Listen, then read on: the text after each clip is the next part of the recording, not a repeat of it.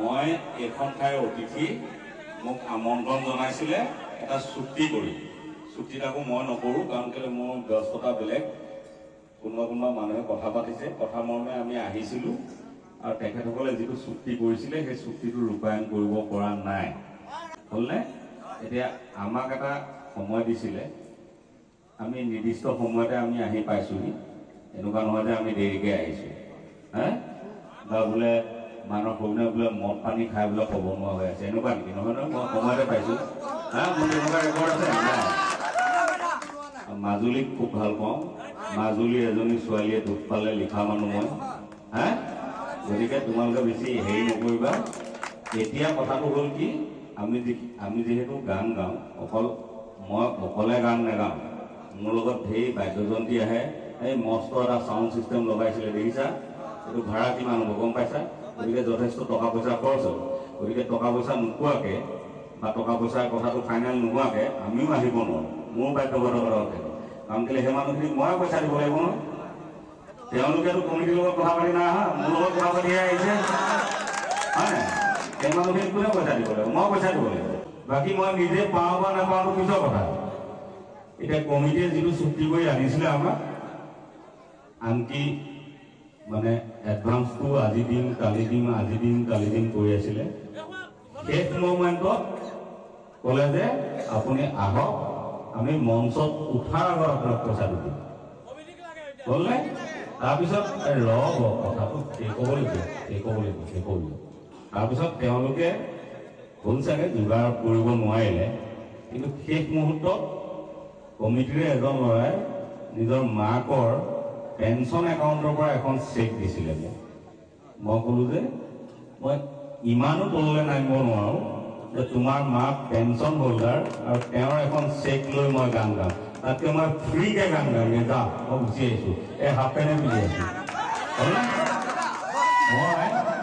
মই তাৰমানে pension holder মাইকী মানুহৰ মহিলা এগৰাকীৰ শিক্ষয়িত্ৰী তেখেতৰ পৰা মই চেক লৈ গান গাবলগীয়াকৈ ইমান হেৰি নহয় বাকী অন্য কথাবোৰ দূৰত থোৱা এতিয়া এটা লাগিছে হয় নহয় আমাক যিমানবোৰ অনুষ্ঠানলৈ মাতে ক'ৰবাত 1 বজাত উঠাই ক'ৰবাত 2 বজাত উঠায়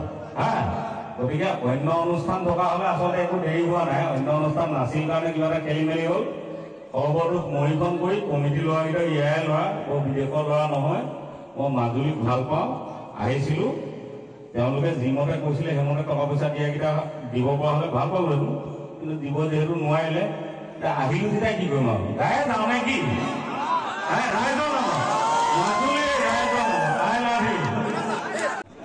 ইমান দূৰ ডাঙৰ নৈখনৰ কাৰণে বাৰু ফেৰীত আহিব লাগে মাজুলী ৰাইজে সেইটো বুজি পালোঁ কিন্তু এই সামান্য দৰিয়া ঘাটটোৰ তলৰ এখন কিয় হ'ব তেতিয়া মোক দেখুৱালে যে এইটো প্ৰফুল্ল মহন্তই পতা আধাৰশিলা আৰু এইটো হিতেশ্বৰ শইকীয়াই পতা আধাৰশিলা দুয়োপাৰে দুটা আধাৰশিলা আছে দুটা আধাৰশিলা বাগৰি আছে দলং নেহি তেতিয়া মই গানটো লিখিছিলোঁ যে দৰিয়া ঘাটতে কলিতা ঠেকেচি লুইতৰ ইপাৰে এতিয়ালৈকে মোৰ মৰমত যিকেইটা ৰৈ আছ সেইকেইটাহে মোৰ আচল মানৱ দা আহিব বুলি যিকেইটা এতিয়ালৈকে ৰৈ আছ সেইকেইটাহে আচল 50টা আগতে গাওঁ 100টা আগতে গাওঁ মোবাইলবোৰ আছে চবেই লাইভ কৰি দিবি চবেই চাবলৈ পাব কাইলৈ এইবোৰ মাজে মাজে ঘটি থাকে হৈ থাকে আমি চেষ্টা কৰোঁ কেনেকৈ তাক মানে নিউট্ৰেলাইজ কৰিব পাৰোঁ এতিয়া কথাটো কি মোৰতো সংগীত পেচা এসময়ত নিচা আছিলে পেচা হ'ল এতিয়া বৰ বেছি পেচা হৈ থকা নাই গতিকে মই সেই বোজাটো ল'ব পাৰোঁ আজি ধৰি লওক মোৰে পকেটৰ পৰা যথেষ্টখিনি ধন খৰচ হ'ব গতিকে মই বোজাটো ল'ব পৰা মানুহ কাৰণে মিলাই দিছোঁ আৰু নহ'লেতো আজি এটা ডাঙৰ ঘটনা এটা হ'ল কিন্তু ধৰক মই যিহেতু পইচা যিখিনি কথা দিছিলে সেইখিনি পইচা পোৱা নাই গতিকে মই নেগাওঁ বুলি ক'ব পাৰিলোঁহেঁতেন পোৱালত ইয়াত কাজিয়া এখন হ'ল দিন মাৰপিট হ'ল দিন পুলিচে লাঠিচাৰ্জ কৰিলেহেঁতেন দুটামান ল'ৰা ঘূণীয়া হ'ল দিন সেইটোলৈ নাযাওক বুলিয়ে আমি মিলাই দিলোঁ আৰু কমিটিকো মই মানে কি আৰু তেওঁলোক কিবা এটা হয়তো তেওঁলোকৰ নিমিলিলে কাৰণ বিহুবোৰ এই ৰাইজৰ পৰা অনুদানেৰে তোলেতো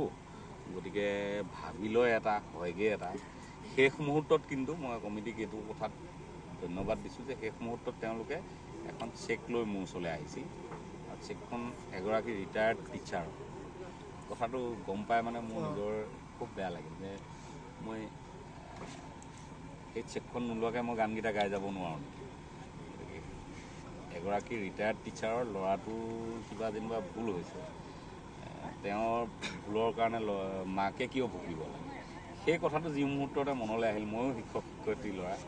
মা দেউতাই পেঞ্চনত দৰৱ কিনে, এতিয়াও মোৰ পৰা পইচা নোখোজে। মাটো স্বৰ্গগামী হ'ল, দেউতাই কোনোদিনে মোৰ পৰা পইচা নোখোজে। সেইটো হ'ল তেখেতসকলৰ স্বাভিমান যে মই নিজৰ কিবা এটা পইচা পাই আছোঁ, আৰু সেই পইচাটো যদি আজি পুত্ৰৰ কথাৰ কাৰণে যদি মোক দি পঠাব লগা হয়, সেই পইচাটো নিও মই সুখ নাপাম। গতিকে মই ক'লোঁ যে এই চেকখন মোক নালাগে, তোমালোকে যদি অন্য ধৰণে পইচা দিব পৰা দিয়া তেতিয়ালৈকে মই ৰ'ম,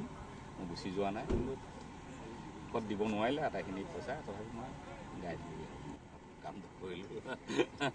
কিন্তু এইটো আকৌ উদাহৰণ হ'ব নালাগে যে এনেকৈও শিল্পীয়ে গাই যায়, গতিকে বাকী শিল্পীকো নিদিওঁ আৰু এনেকুৱা কৰিম, এইটো হ'ব নালাগে। এইটো মানস ৰবীন কাৰণে মই পাৰিছোঁ, চবে নোৱাৰে, হা, নোৱাৰাৰ কাৰণে শিল্পীজনক গালি পাৰিলে নহ'ব, শিল্পীজনৰ দুখ নাথাকে তাত। ধন্যবাদ। নহয়, সেইবোৰ কথাৰ ওপৰত মই মন্তব্য দিব এইকাৰণে নাযাওঁ, কাৰণ কেলৈ আৰক্ষীৰ কিছুমান প্ৰট'কল থাকে। গতিকে তেওঁ যেতিয়া ইউনিফৰ্মত ডিউটিত আছে, ডিউটিত থকা সময়ত এই প্ৰট'কল যদি ভংগ কৰিছে, আৰক্ষীৰ যিটো নীতি নিৰ্দেশনা আছে, তাৰ ওপৰত আৰু মই কি ক'বলৈ যাম, ক'ব নাযাওঁ। কিন্তু মৰমটো অনাহুত সেইটো হয় জুবিন গাৰ্গৰ প্ৰতি, বা আমাকে আজি কিমান মানুহে খাবলৈ ধৰিছে, সেইটো মানে ৰাইজৰ এটা স্বতঃস্ফূৰ্ত মৰম। আৰু তেওঁলোকো যিহেতু অসমৰে যুৱতী, গতিকে সেইটো আছে। গতিকে সেই এংগুলটোৰ পৰা হয়তো ভৱিষ্যতৰ দিনত কিবা এটা কৰিব। কিন্তু এই তাৎক্ষণিক কথাটো কি যে আৰক্ষীত যিদিনাই ভৰ্তি হয় তেওঁলোকক কিছুমান শপত পাঠ কৰোৱা যায়। গতিকে সেই মৰ্মে যদি সেইটো ভুল কৰিছে, ক্ৰছ কৰিছে লাইনটো, গতিকে তাত নিশ্চয় কিবা এটা একশ্যন হ'ব।